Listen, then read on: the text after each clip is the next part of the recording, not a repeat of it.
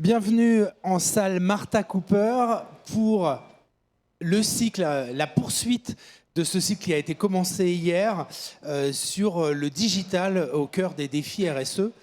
Alors on va parler digital, vous vous êtes pas trompé parce que la salle est comble et on va parler vraiment de projets digitaux en supply chain et de projets RSE. Évidemment, on va parler d'essence. Alors évidemment, c'est pas de l'essence au sens carburant fossile, hein, mais on va parler de la nouvelle essence, la RSE, nouvelle essence des projets digitaux supply chain, avec une vision croisée. On a la chance d'avoir deux acteurs du monde à la fois de l'informatique, la distribution informatique, de SSC France, et puis on a un acteur des boissons et de l'agroalimentaire, PepsiCo, qui nous font l'honneur de partager un peu leur vision sur ces défis RSE et en supply chain. Et puis, on a deux experts de chez EY Adameo, donc, puisque Adameo a rejoint EY relativement récemment. Et donc, voilà, on va pouvoir faire une sorte de table ronde. Moi, j'interviendrai éventuellement si besoin, si j'ai une question candide. Et puis, surtout, on vous donnera aussi la parole à la fin de ces échanges. Voilà. Mais peut-être que je peux quand même vous présenter, comme ça ce sera fait. Hein. Donc, ce que j'ai dit tout à l'heure pour SSC France, Dimitri Vlodarczyk, qui est directeur logistique supply chain, supply et opération chez SSC France. Bonjour à tous. On a Chloé Gage, qui est responsable décarbonation transport chez PepsiCo. Oui, c'est ça. Bonjour. Ensuite, on a Adrien Portafait, qui est associé chez EY et qui est spécialiste de sustainability, en fait, sustainable lead chez EY. C'est ça, hein, tout à fait. Bonjour à tous. Et puis, tout le monde le connaît, hein, Bruno Coste, qui est associé supply chain et opération chez EY Adameo, voilà, qui est EY aussi. Merci Jean-Luc. Bon, je vous laisse. Hein, à peu près, on laisse, c'est sur 3 quarts d'heure, on laisse une dizaine de minutes ou une quinzaine de minutes pour les questions parce qu'on est nombreux. Voilà, à tout à l'heure. Merci. Bon, donc j'ai la chance d'initier cette conférence. Donc bonjour à tous. Comme l'a présenté Jean-Luc, nous sommes deux aujourd'hui à représenter le cabinet EY. Peut-être que vous connaissez Adameo, en tout cas pour ceux qui ne le connaissent pas, c'est un cabinet de conseil qui était spécialisé en supply chain. Et nous avons travaillé sur un certain nombre de sujets autour des sujets de sustainability. Nous avons rejoint EY au mois de mars 2023. Alors je ne sais pas si tout le monde sait ce que fait EY aujourd'hui. Pour Ernst & Young, pour ceux qui n'ont pas fait la jointure avec EY, certains aujourd'hui nous appellent EY. Donc en fait, c'est basé sur 3 piliers business, donc une partie métier, business consulting, une partie technologie consulting, et une partie people consulting. Et donc ce qui confère aujourd'hui à EY une couverture globale du monde du conseil, et ceci sur les différentes expertises sectorielles que nous avons affichées également, puisque tous les différents types de secteurs d'activité sur lesquels se positionne EY aujourd'hui. La supply fait partie de l'entité Business Consulting, et donc les équipes d'Adameo ont rejoint justement les équipes supply d'EY. Donc aujourd'hui, si vous avez un projet supply chain, vous pouvez penser à EY. Ça, c'était la minute pub. En parallèle de ça, ce qui est important de dire, c'est que la sustainability, donc tous ces sujets RSE aujourd'hui font partie intégrante véritablement de l'ADN, donc de l'ADN d'EY, et sont... C'est sur la diapo d'après, ouais. Sont réellement traités depuis plus d'une trentaine d'années, puisque EY, comme vous le savez, historiquement, c'est un cabinet d'audit. Et donc, dans le cadre des missions d'audit sur lesquelles EY est positionné, les différents indicateurs liés à la sustainability, donc à l'ancienne RSE, sont aujourd'hui traités dans le cadre de ces missions d'audit. Voilà, donc ce qui est important de dire, c'est que donc, tous ces projets, donc tout cet ADN en fait, que EY dispose aujourd'hui au travers de ces sujets de RSE, font que EY fait partie du top 5 des entreprises en fait, les plus performantes en termes de stratégie RSE qu'elles s'appliquent à elles-mêmes. Si bien que l'objectif qui a été défini pour un horizon assez court, vous voyez, puisque c'est 2025, c'est d'atteindre le net zéro.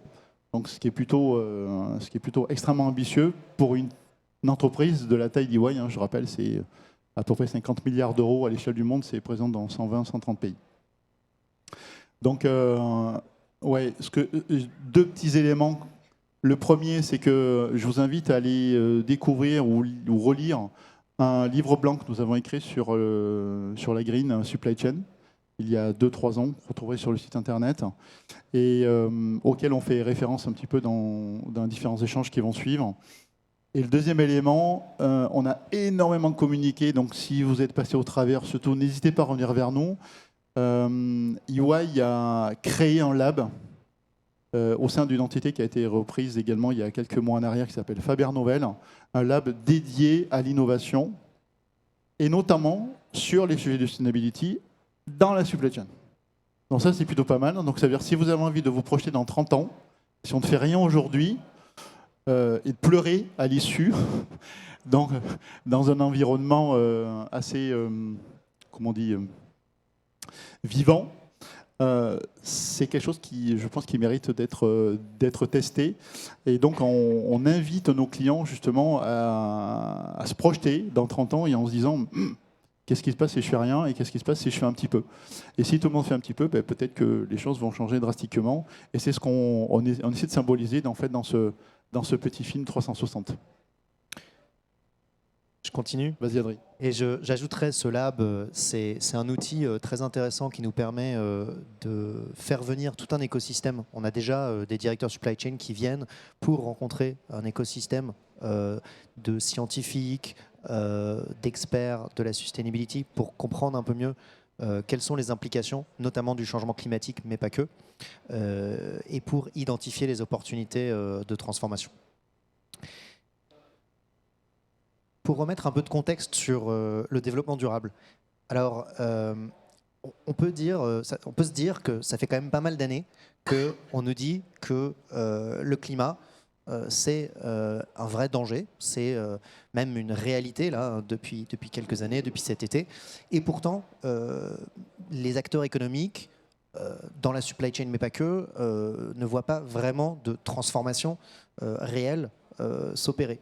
Donc on nous dit, bon, on en parle beaucoup, mais est-ce qu'il se passe vraiment quelque chose? Depuis le sommet de Rio en 92, on en parle. Notre conviction, c'est que là, il va vraiment se passer quelque chose. Il y a une vraie dynamique depuis les accords de Paris en 2015, et notamment à partir de cette année, l'année prochaine, qui va nous impacter très fortement, notamment via la réglementation européenne. Vous avez l'année prochaine la CSRD qui va arriver, qui va nécessiter de reporter de manière beaucoup plus rigoureuse des informations sur ce qui se passe dans les opérations de vos boîtes et chez vos fournisseurs, sur des aspects liés au climat, mais aussi d'autres sujets environnementaux, sociaux et de gouvernance. Donc il va y avoir un besoin de collecter de la donnée, de faire remonter de la donnée et avoir une transparence largement augmentée. Il n'y a pas que ça, il y a aussi une réglementation européenne qui arrive sur qui s'appelle la CS3D, qui vous demande d'être au courant de ce qui se passe très rigoureusement chez vos fournisseurs et les fournisseurs de vos fournisseurs.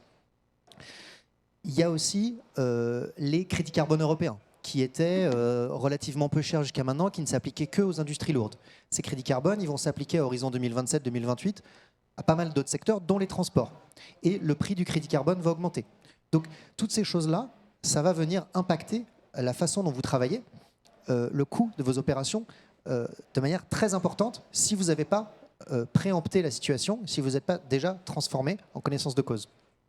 Ces réglementations, elles ne sont pas qu'en Europe, parce qu'elles infusent graduellement les standards dans le reste du monde.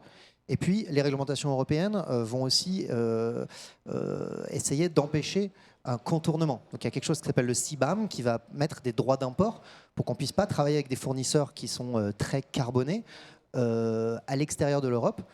il y aura comme ça une compensation, un droit d'import qui viendra compenser le gain de coût de travailler avec les gens à l'extérieur. Donc on ne peut pas vraiment passer autour, contourner cette réglementation émergente.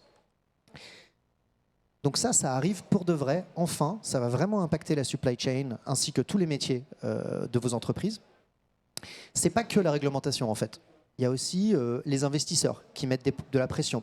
Vous voyez ici que 85% des investisseurs nous disent que les entreprises qui n'investissent pas dans la transformation durable de leur supply chain vont être négativement impactées en termes de valorisation.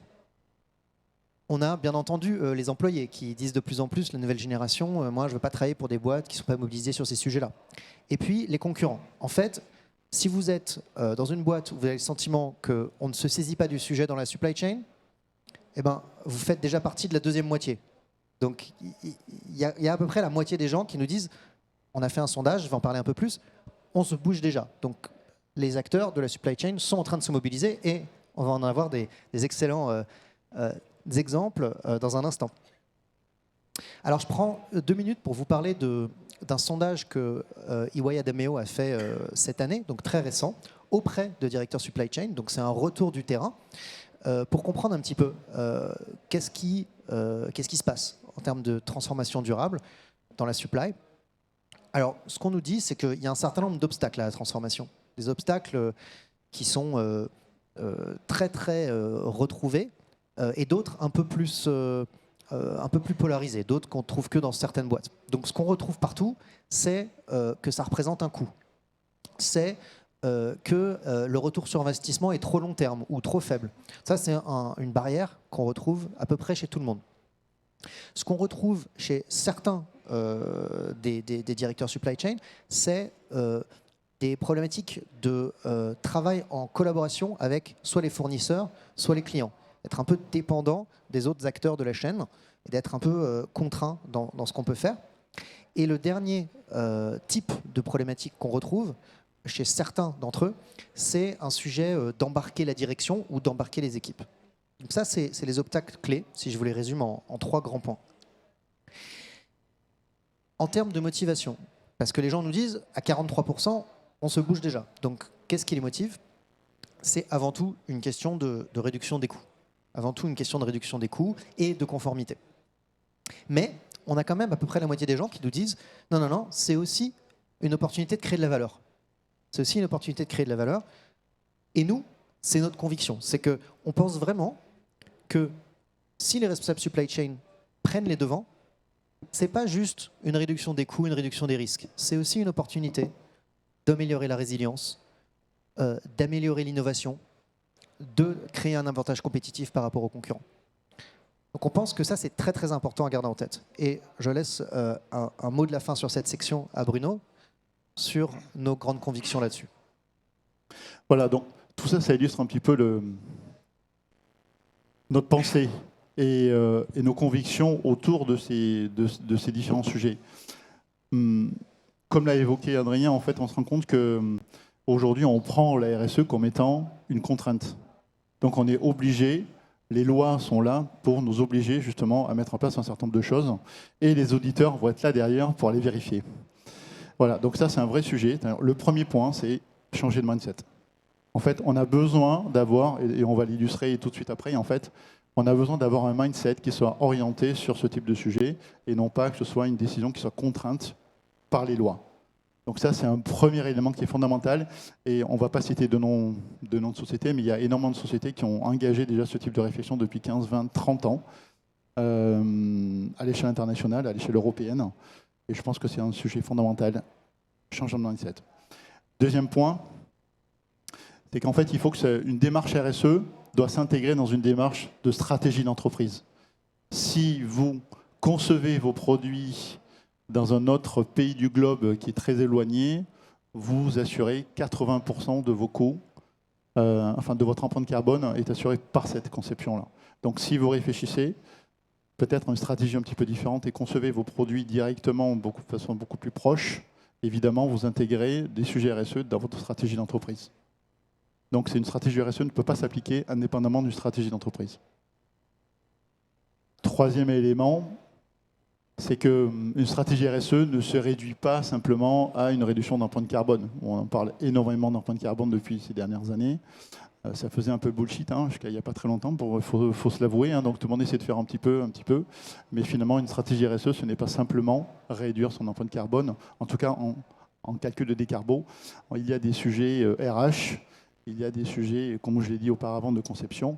Et le sujet RH est un sujet fondamental également, c'est qu'il faut que vous impliquiez vos équipes, en fait, dans ce changement de mindset. Et là, on rejoint le premier point, c'est que si le sponsor, en fait, a appliqué ce changement de mindset dans sa propre tête, il va être capable de le faire se développer auprès de ses équipes. Et donc, tout le monde va s'approprier ce sujet et tout le monde va changer son mindset par rapport à la mise en œuvre d'une vraie stratégie RSE globale au sein de l'entreprise.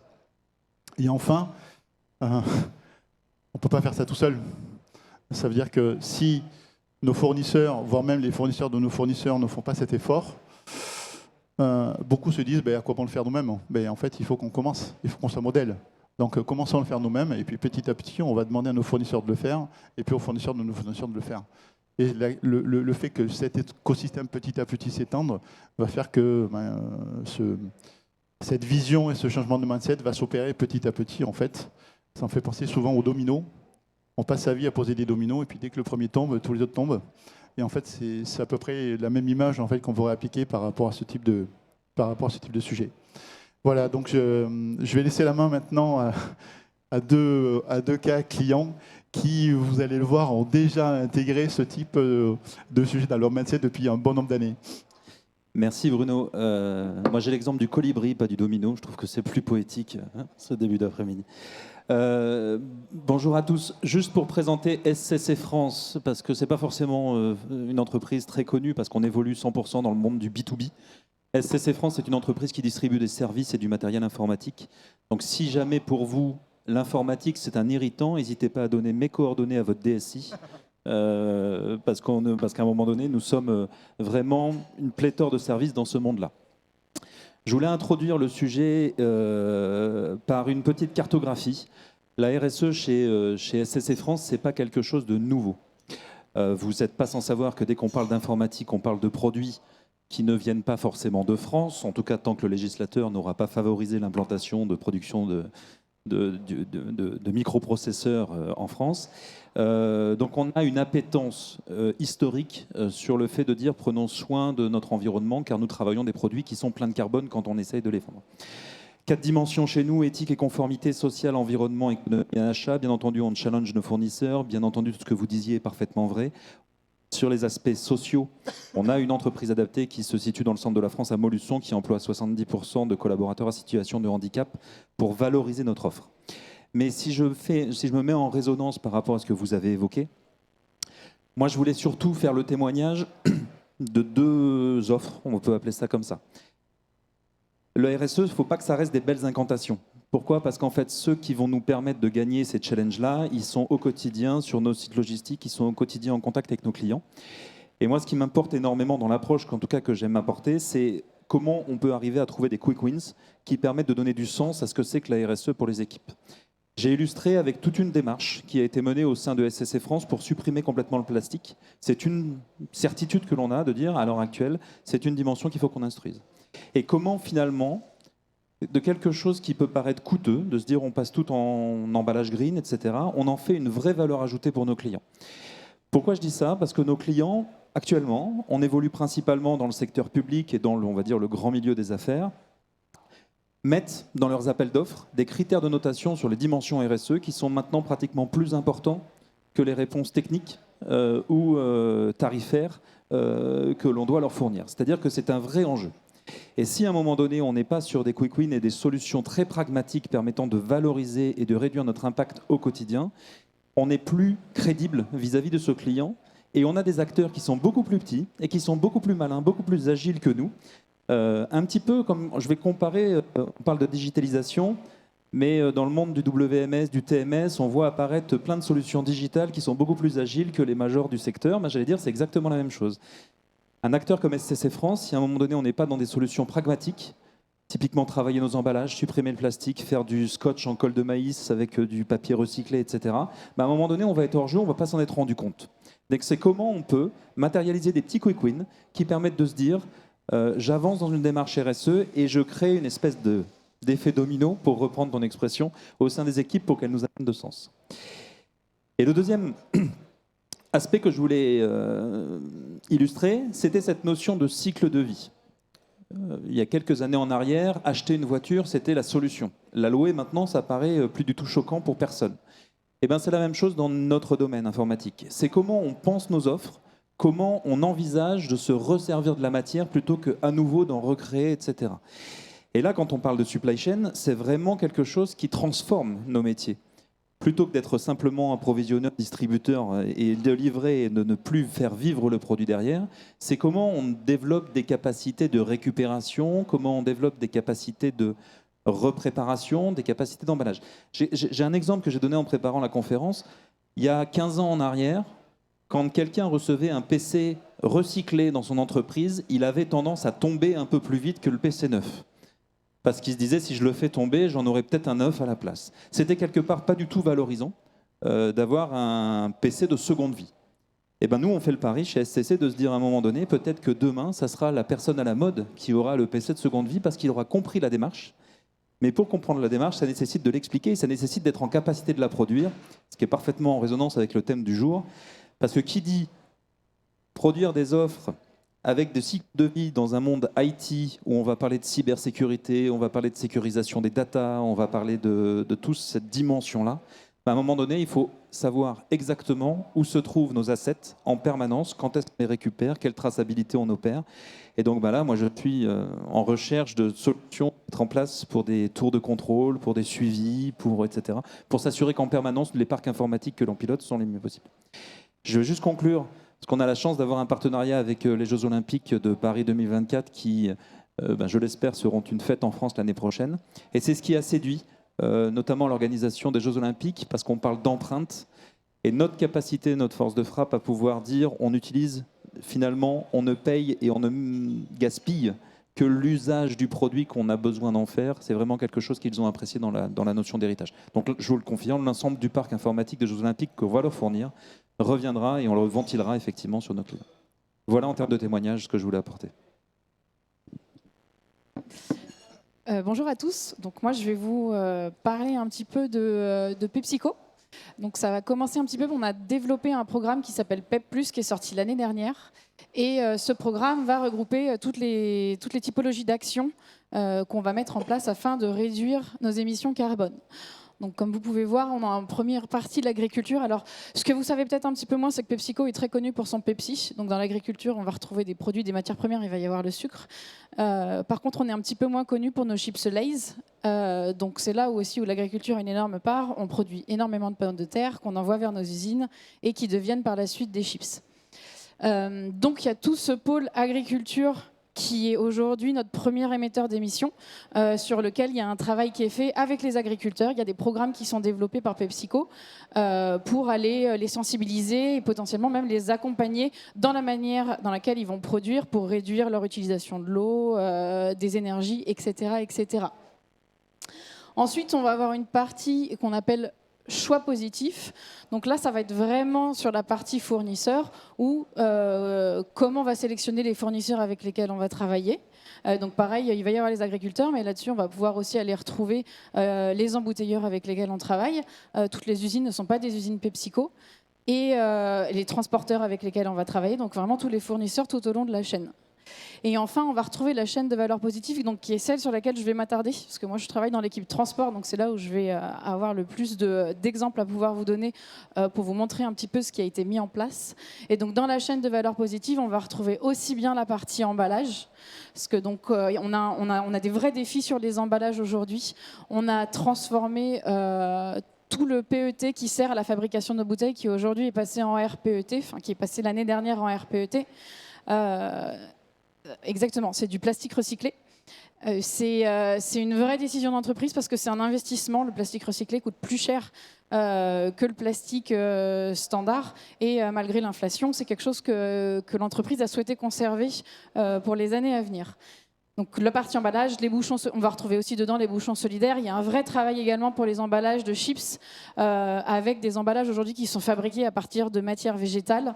etc., etc. Et enfin, la dernière partie, qui va être la partie transport, et donc qui va vraiment être l'acheminement de nos produits entre nos usines et nos dépôts, et entre nos dépôts et les dépôts de nos clients. Donc quelques chiffres un petit peu pour que vous ayez en tête ce que représente PepsiCo France en transport. Donc c'est 120 000 voyages par an. Donc ça fait à peu près 400-500 voyages par jour en fonction de la saisonnalité. Avec un détail amont-aval. Donc amont, vraiment usine, dépôt, aval, nos dépôts, les dépôts vers les dépôts de nos clients. On travaille avec beaucoup de transporteurs, avec une 60aine de transporteurs. C'est un choix. On en a beaucoup, mais c'est pour diversifier l'offre qu'on va avoir de nos transporteurs. C'est ce qui va nous permettre d'avoir des biocarburants, d'avoir du rail-route et d'avoir des transporteurs qui, plus classiquement, restent sur la route avec du diesel. Ensuite, le réseau, on travaille avec 40 usines qui sont toutes en Europe, principalement avec le Benelux et avec l'Espagne et un peu de UK. Et pas mal d'embouteilleurs qui, eux, sont tous en France, pour PepsiCo France. Et enfin, on a 8 dépôts d'expédition. On fonctionne en chaîne logistique, donc c'est-à-dire que la partie chips va être gérée sur une chaîne d'appro qui va lui être très spécifique et qui aura son dépôt. Pareil pour la partie boisson, etc., etc. Et enfin, nos clients, on livre plus de 1000 points de livraison, que ce soit Carrefour, Auchan, Leclerc, Lidl, il faut que je les cite tous pour pas qu'il y ait de jaloux, mais pour vous donner une idée. Et on a aussi des clients hors domicile, donc là on va retrouver toute la hôtellerie, café, restauration. Donc voilà pour les chiffres transport. Maintenant, comment ça se traduit d'un point de vue pratique ? Donc en fait, PepsiCo a commencé à intégrer toute la question RSE à partir de 2019, en tout cas pour PepsiCo France, parce que 2019, c'est l'année dans laquelle on a intégré le programme Fred 21. Le programme Fred 21 est un programme de l'ADEME qui a été créé pour les chargeurs et dans lequel le chargeur va s'engager à réduire ses émissions de gaz à effet de serre sur 3 ans. On avait un objectif de réduction sur la période de 3 années qui s'est étalé de 2019 à 2022 de 8%. Et donc, on a réduit finalement de 12%. Donc, on a réussi à excéder, à surpasser plutôt. Oui, c'était trop facile. Non, on a essayé de faire une bonne estimation, mais on a mis quelqu'un en place pour s'occuper de tout ça. Donc, ça permet aussi il faut qu'une personne soit dédiée à 100%. C'est ça aussi qui nous a permis d'accélérer un petit peu. Après, on avait des projets de grande envergure qui nous permettent d'atteindre tout ça. Donc, les exemples que j'ai mis là qui vous permettent de voir qu'il y a vraiment beaucoup de manières d'atteindre cette réduction carbone. La réduction kilométrique est très importante. Un exemple de ça, on a eu un projet, on est allé créer une usine dans le Nord pour qu'elle fasse miroir avec l'usine qu'on avait dans la partie sud de la France, ce qui nous permet de nous rapprocher de nos clients. Donc la partie sud est livrée par l'usine du Sud, les clients du Nord sont livrés par la partie Nord. Ça, c'est un exemple de réduction des kilomètres. Ensuite, il y a le mode de transport. Le mode de transport, donc comme je l'ai dit, on s'est mis à faire pas mal de multimodal. On a regardé où il y avait des axes de train et en fait, la marchandise qu'on a pu faire partir en train, mais on l'a fait. On a fait rentrer des transporteurs qui sont spécialistes et on a également des transporteurs avec lesquels on travaillait déjà, qui étaient spécialistes de la route et qui se sont mis à faire du multimodal. Donc en fait, c'est aussi pour ça que c'est important de venir partager ce genre de choses, parce que ce travail-là, on ne le fait pas tout seul. On le fait avec nos transporteurs, de la même manière que nos transporteurs auraient du mal à y aller tout seuls. Il y a un vrai changement de manière d'opérer aujourd'hui dans notre manière de travailler, où il y a une vraie collaboration entre nous et nos transporteurs pour pouvoir avancer sur ces sujets-là. Un autre très bon exemple de ça, c'est qu'on sait que les nouvelles technologies qui sont en train d'arriver, les camions électriques et les camions à hydrogène dont on parle énormément, sont des technologies qui coûtent très cher. Et encore une fois, en fait, les transporteurs ne pourront pas y aller tout seuls. Donc il y a vraiment besoin de cette synergie transporteur-chargeur pour pouvoir avancer sur tous ces sujets-là. Après, je vous ai mis des chiffres pour vous montrer un petit peu. Donc le multimodal, on a fait x2 sur cette période de 3 ans et on a refait x2 cette année. Aujourd'hui, on a quasiment 15% de nos flux qui passent par le rail. Le biocarburant a été énormément développé aussi, que ce soit du B100, donc un carburant qui est fait à base d'huile de colza, et du HVO, qui est un biocarburant également à base d'huile végétale recyclée. Et enfin, la dernière partie, Nous, on a un programme qui s'appelle Fred 21. Nos transporteurs ont l'équivalent de ce programme qui s'appelle Objectif CO2. Et en fait, aujourd'hui, quand on va sélectionner nos transporteurs, quand on fait nos appels d'offres, on va regarder si nos transporteurs sont également intégrés dans ces programmes, s'ils sont certifiés, s'ils sont labellisés, en plus de regarder les différentes offres qu'ils vont pouvoir nous proposer. Donc voilà un petit peu pour le panel d'exemples que nous, on a pu mettre en place. Pour conclure et pour reboucler avec la partie digitale, ça fait faire partie de nos gros défis de demain. On est plutôt en retard sur ces sujets-là.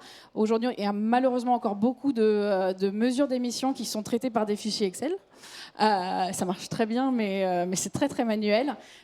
Donc il va y avoir un vrai travail là-dessus. Comment ça va passer, quels outils on va utiliser, si ça va passer aussi notamment par de la facturation, parce que le moment d'autofacturation permet aussi à nos transporteurs de nous remonter toutes les informations. C'est-à-dire que quand un transporteur aujourd'hui, moi, s'est engagé à faire un trajet d'un point A à un point B en train, après il faut que je puisse vérifier que ce trajet a vraiment été fait en train et qu'il n'a pas été fait en diesel. Donc voilà un petit peu, je pense, un premier bilan pour PepsiCo et pour toutes les actions qu'on a pu mettre en place sur le transport.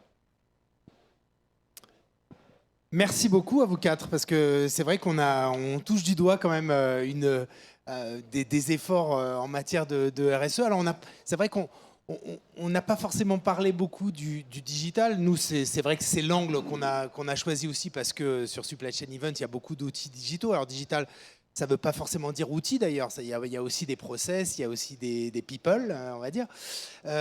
Mais juste, Chloé, vous disiez que c'était en cours.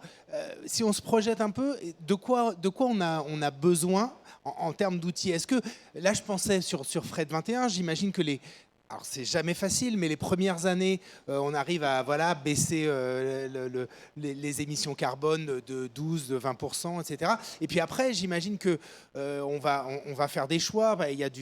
Effectivement, il y a du multimodal, il y a tout un tas de choses, mais il faut le faire de manière un peu systémique. Est-ce que, je sais pas, vous avez besoin d'une espèce alors il y a le jargon des jumeaux numériques, etc. Mais de voir en prenant telle décision, qu'est-ce que ça va donner sur l'empreinte globale finalement? Ouais.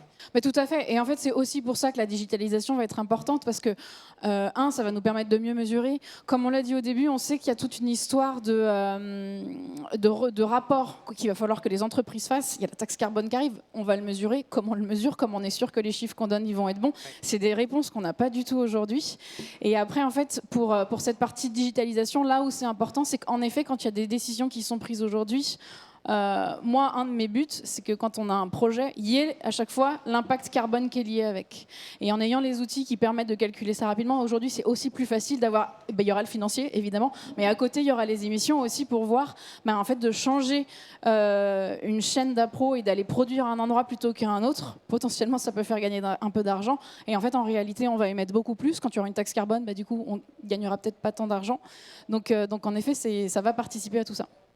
Et là, peut-être, Adrien, on voit qu'il y a quand même, c'est un travail aussi collaboratif. Bruno l'a souligné aussi avec les partenaires, avec les transporteurs, avec les fournisseurs, etc. Donc à un moment, il va falloir aussi corroborer un peu les différentes émissions carbone de chacun et ce que ça fait dans le scope, ce qu'on veut, 1, 2, 3, etc. Est-ce que ça veut dire qu'il va falloir homogénéiser aussi? Là, on voit qu'il y a plein de calculateurs, ou en tout cas, ils sont peut-être pas pleins, mais en tout cas, il y a plein d'outils, mais derrière, c'est peut-être le même. Mais est-ce qu'aujourd'hui, on se pose cette question-là ou pas? Alors oui, j'entends plusieurs questions. Il y a un premier point qui est sur le carbone. Il y a une méthode qui s'appelle le protocole, le GHG protocole, qui standardise la façon dont on doit comptabiliser l'empreinte carbone, scope 1, 2, 3. Tout le monde suit ce protocole dans tous les outils? Tout le monde s'est mis d'accord sur ce protocole. C'est ce protocole qui s'applique. Maintenant, effectivement, il y a plein d'outils différents pour mettre en œuvre ce calcul. Et ils ne donnent pas toujours exactement les mêmes réponses parce que la donnée n'est pas toujours très bonne qualité. On est obligé de faire des modèles pour estimer l'empreinte d'un certain nombre de choses, notamment dans ce qui est en scope 3 chez les fournisseurs. Donc c'est vrai que ça, c'est un vrai problème. Et d'ailleurs, on se rend compte dans les entreprises qui affinent leur modèle que plus on affine, plus l'empreinte a tendance à augmenter. Donc, ça, c'est un sujet qui est vraiment critique. L'autre point que je voudrais dire, c'est que c'est très important de constituer cette vision et d'avoir des outils qui permettent effectivement de modéliser des scénarios, parce que on a pas mal de surprises souvent. On se rend compte que, par exemple, j'ai travaillé moi, avec des acteurs dans les boissons, où on se rend compte que les gisements d'émissions ne sont pas forcément toujours là où on les attend. Donc, par exemple, on pense beaucoup au transport. C'est un poste important. C'est un poste difficile à décarboner. Mais en réalité, l'agriculture, c'est énorme. Donc les pratiques agricoles, c'est important aussi. Les usines, la fabrication de verre, par exemple, le verre, c'est mieux que le plastique d'un certain point de vue, mais ça émet aussi beaucoup de fabriquer du verre. Donc c'est des sujets et ça émet plus quand on fabrique avec de l'électricité carbonée, et moins quand on fabrique du verre dans des usines qui sont dans un pays comme la France, par exemple, l'électricité est moins carbonée. Donc tout ça, c'est compliqué et ça fait qu'il y a des compromis à trouver pour maximiser tout ça de manière cohérente. J'ai pas fait un appel à la salle, mais s'il y a des mains qui se lèvent, évidemment, tout de suite, on prend les questions, parce que je vois qu'il y a quand même beaucoup de monde, et c'est très bien, je m'en réjouis. Est-ce que vous avez des questions à poser à notre panel de spécialistes et de praticiens sur cette démarche RSE? Sinon, moi, je continue. J'avais juste aussi une petite question à Dimitri. Vous l'avez évoqué de manière assez succincte, mais là aussi, il faut un outil digital. Finalement, quand on passe, là, vous passez à un modèle un peu circulaire, et là, c'est un outil qui existe déjà, parce que vous disiez, on recherche un peu ce côté tour de contrôle, qui n'est pas forcément une tour de contrôle supply chain comme on connaît, mais c'est quoi exactement? Je ne vais pas dire que je cherche encore des choses, parce que sinon je vais avoir tout le monde qui va venir me voir après. Ah, vous avez déjà trouvé en fait. Non, en fait, c'est vraiment comment on passe d'un modèle de distributeur one-shot à un modèle de circularité. Et pas uniquement en propre. C'est-à-dire que c'est comment on amène du service, effectivement, et comment on le fait avec des partenaires. Et le gros point positif de la digitalisation, c'est que du coup, ça va permettre à toutes ces données de pouvoir s'échanger, se traiter, se comparer. J'aime beaucoup l'expression de standardiser. On a du mal à le faire sur le carbone, on a du mal à le faire sur les statuts de livraison, par exemple, chez les transporteurs, hein, pour donner un autre exemple. C'est comment, à un moment donné, on va accélérer sur cette notion de... Alors après, c'est un monde assez informatique, mais on peut parler de data lake, où à un moment donné, on a toutes ces données-là et qu'elles sont accessibles à tout le monde. Si je prends un exemple du service que nous produisons chez SCC France, on va peut-être le produire avec 3 partenaires sur l'installation finale, 4 partenaires transport, nos services en propre, avec de l'interfaçage à avoir avec nos clients, etc. Si à un moment donné, on ne digitalise pas tous ces points-là, à un moment donné, ça ne va pas fonctionner, on ne va pas y arriver. Donc là, la vraie volonté, c'est d'avoir quelque chose qui nous permette de veiller au grain sur toute cette circularité.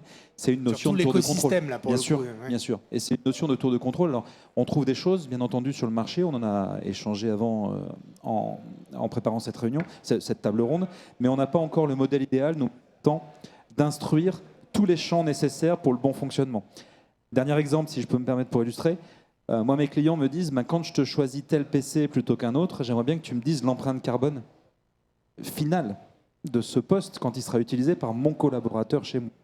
Donc vous imaginez l'ensemble des informations qu'il est nécessaire de récupérer pour aller, afficher cette information. Et le client ne comprend pas que nous ne puissions pas l'avoir d'un claquement de doigts.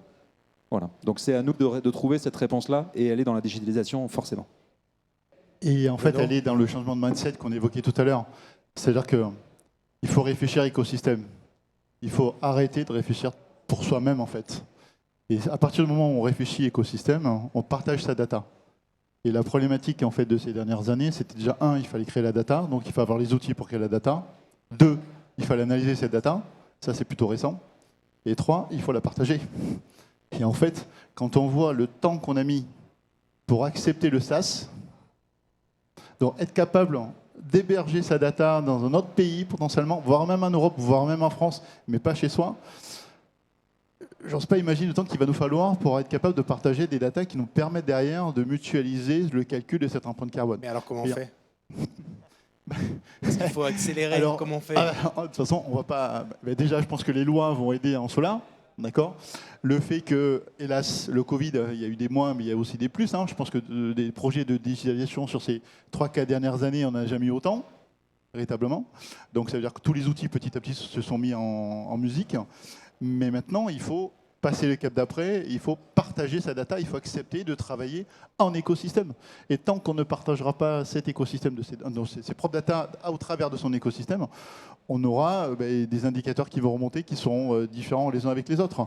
Un Fred 21 déployé de façon différente ou par 2 partenaires différents va apporter des informations qui sont totalement différentes. Il y a déjà des exemples, là, vraiment supply, sur un écosystème où on commence déjà à bien partager les datas chez des clients EY, je ne sais pas. Est-ce qu'on a déjà des...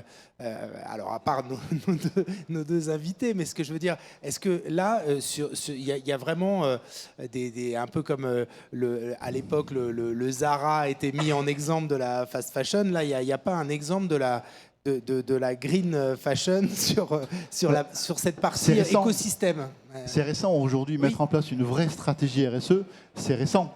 Et c'est parce que c'est contraint que petit à petit, on en parle aujourd'hui. Enfin, vous baladez là, enfin, je sais pas, il y a peut-être 2 stands qui parlent de sustainability.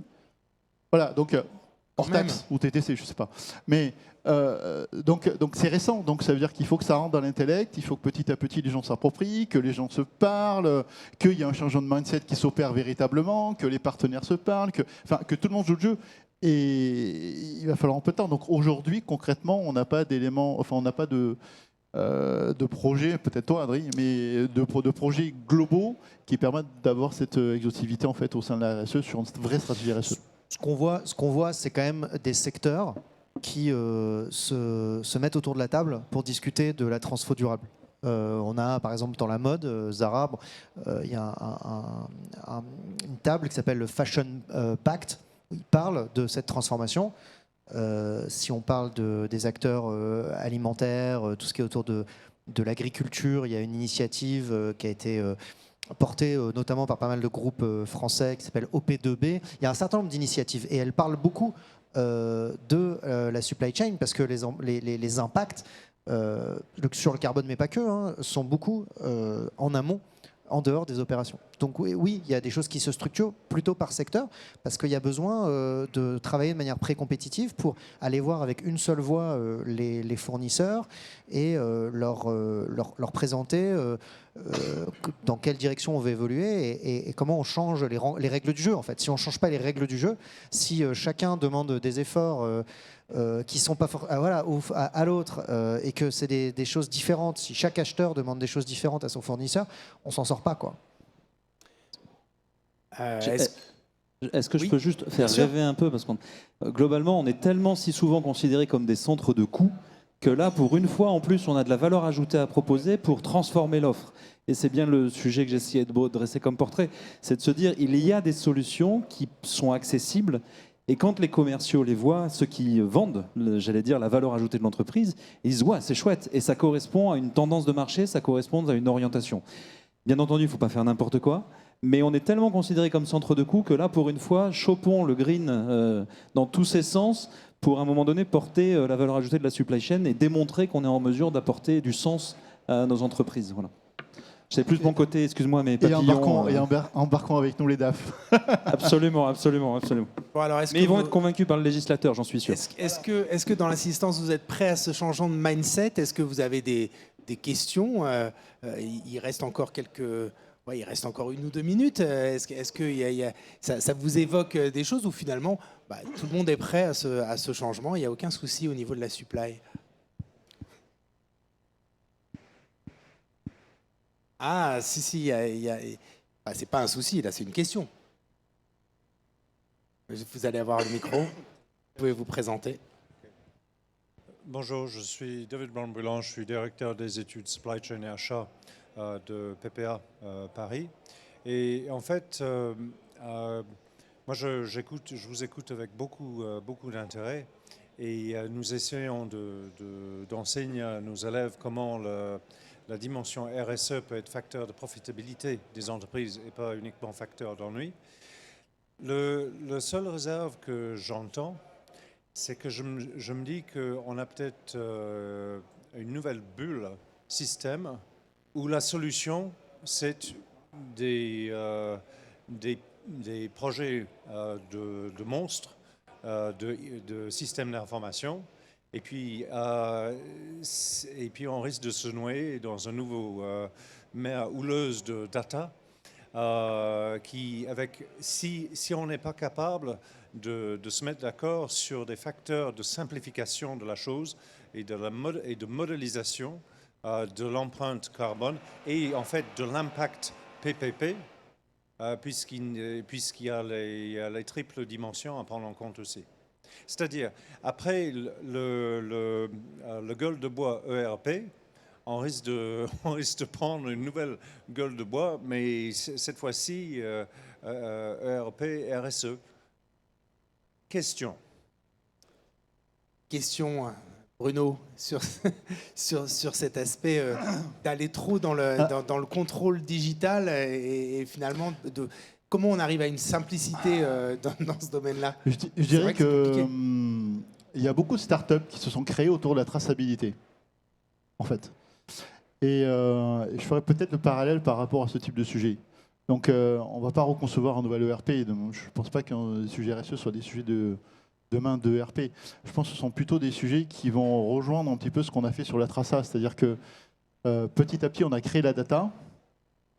On a su comprendre cette data, on a su travailler avec cette data, on a su la faire parler avec ces sujets de traça.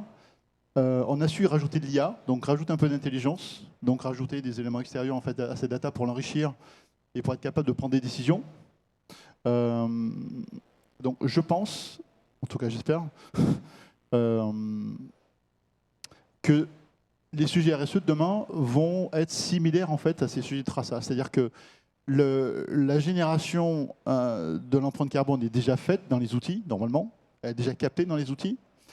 Et si on met des plateformes en fait, qui vont venir capter cette data au travers de tous ces outils-là, on a mené des projets pour des grands acteurs, pour des gros prestataires logistiques en fait, qui nous ont dit tiens Bruno, enfin tiens on a besoin Adamio, on a besoin de capter en fait, on a 25 TMS, on a besoin de capter issu de ces 25 TMS en fait l'empreinte carbone pour ce client. Voilà donc l'information existe en fait, donc ça veut dire qu'il faut qu'on arrive à savoir où elle se trouve, première étape, la récupérer, l'agréger, hein, on a parlé de data lake tout à l'heure, l'agréger, la faire parler en fait. Et donc, et je dirais que ce type d'outil demain, ni plus ni moins que des indicateurs en fait, qui vont venir se consolider dans un ERP global. En tout cas, c'est la vision que j'en ai aujourd'hui. Elle est peut-être un peu réductrice au travers de ce que vous avez dit, mais sincèrement, je ne pense pas que ce soit une nouvelle bulle. Je pense que c'est un élément complémentaire en fait au type d'activité qu'on est capable de mener aujourd'hui. Et j'imagine que c'est quelque chose qui va être similaire à tout le sujet de traçabilité sur lesquels on a pu parler ces dernières années. Il y a une question qui me rend. Bonjour, Priscilla Guipiganza de Axis Consultant. On n'a pas forcément parlé d'IoT. Je voulais savoir si côté SSC ou SSC, je sais. Désolé. Et PepsiCo, c'est quelque chose que vous avez envisagé ou pas du tout? Alors, on travaille sur l'IoT. On travaille dans deux grandes dimensions pour nos clients et pour nous. Parce que nos clients sont aussi intéressés sur la dimension de l'IoT, tout ce qui va être intelligence par l'objet connecté et de la data que ça va amener. Dans le cadre des besoins que nous avons à l'heure actuelle, le seul usage qu'on peut avoir, c'est de la traçabilité d'assets pour le client avec des dispositifs connectés qui pourraient être apposés sur leurs produits. On a déjà un certain nombre de traçabilités qui sont offertes par le monde informatique. Chaque PC a une adresse unique, etc. Donc on n'a pas forcément trouvé de valeur ajoutée à cette disposition-là. Et après, on ne travaille pas un produit qui va être un produit soumis à des fortes contraintes de température ou ce genre de choses-là. Donc c'est vrai que la partie dimension objet connecté dans la traçabilité des livraisons, par exemple, c'est quelque chose sur lequel on a instruit, mais on n'a pas le produit identique, on n'a pas le produit adapté qui a un besoin de réponse sur ces éléments-là. Mais on n'a pas fini de chercher ces objets connectés, et on a quelques usages clients qui sont à l'heure actuelle en cours d'instruction On parle d'IA, on parle d'IoT, on parle de combinaison surtout de tout ça. Et encore une fois, on revient à cette notion de digitalisation et j'allais dire une des solutions passe par les clouds, etc. Pour se dire finalement c'est un peu d'IoT, un peu d'IA, un peu de vieilles méthodes qui sera certainement des solutions. Voilà. Mais je ne crois pas que l'IoT va résoudre, en tout cas dans mon cas, ces problématiques-là. Je saurai des choses avec des objets connectés, mais pas plus que ce que je peux déjà connaître. Je ne sais pas si ça répond. Merci. En revanche, la blockchain, si je peux rajouter un truc, la blockchain va nous aider. Ça veut dire qu'on en parle déjà depuis des années, c'est devenu, c'est redescendu sous le soufflet. Hein. Mais je pense que ça va revenir vraiment à l'ordre du jour parce que ça va apporter de la valeur probante à la data. Et ça va faire en sorte de la sécuriser. Et ça, aujourd'hui, je pense que c'est un élément clé dans le fait de vouloir, à un moment donné, changer de mindset et partager sa data avec son écosystème.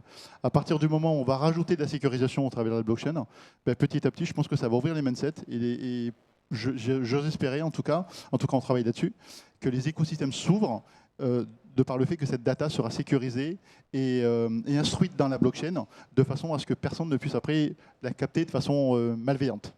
Bon, je vous propose de terminer là-dessus et je te propose, Bruno, de revenir l'année prochaine sur ce sujet de est-ce que la blockchain va ouvrir les mindsets.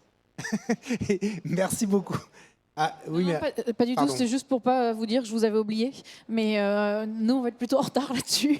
Donc c'est pareil, c'est des choses qu'on a en tête, mais qu'on voit très très loin. Pourquoi pas, mais c'est pas les priorités là tout de suite. Si je peux rajouter en 2 secondes, c'est clair que pour le sourcing de matières premières à fort risque, ça va être essentiel d'avoir des objets connectés, de la blockchain pour être sûr que la donnée elle est sûre, de l'AI pour pouvoir processer l'information. Et on le voit dans les activités les activités minières, les activités qui sont les commodités qui causent la déforestation. On voit de plus en plus de solutions comme ça qui émergent, qui sont essentielles. On est obligé de passer par là. Ok, ce qui est essentiel aussi, là, c'est de respecter malheureusement le timing. Il ne reste plus que 5 minutes avant la prochaine conférence. Donc, je vous propose déjà de remercier chaleureusement notre prestigieux panel.